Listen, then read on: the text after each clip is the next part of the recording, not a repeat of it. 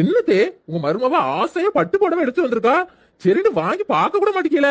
இல்லடி, இன்னைக்கு உன் கல்யாண நாளும் இல்ல, பிறந்த நாளும் இல்ல, எனக்கும் பிறந்த நாள் இல்ல. அத சேலை எடுத்து வந்திருக்கிய, எதுக்கு நீ யோசிச்சுட்டு இருக்கேன்? ஏன் தே, நல்ல நாள் மட்டுமா உங்களுக்கு எடுத்துட்டு வரணும்? உங்க மேல உள்ள பாசத்துல எப்பனாலும் எடுத்து கொடுக்கலாம் தே.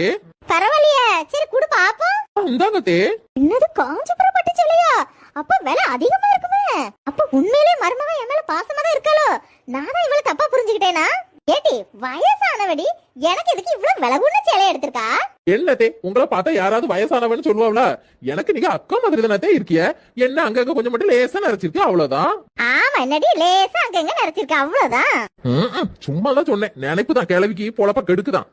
சேலை எப்படி இருக்குன்னு திறந்து பாருங்களா. ஐயோ பட்டு சேலை, இந்த சேலையை கட்டிக்கிட்டு தெருவுல நடந்து எல்லாரும் முன்னாடி பந்தா காட்டணுப்பா. இரு சின்ன பண்ணே, திறந்து பாக்குறேன். சரி தே. April fool.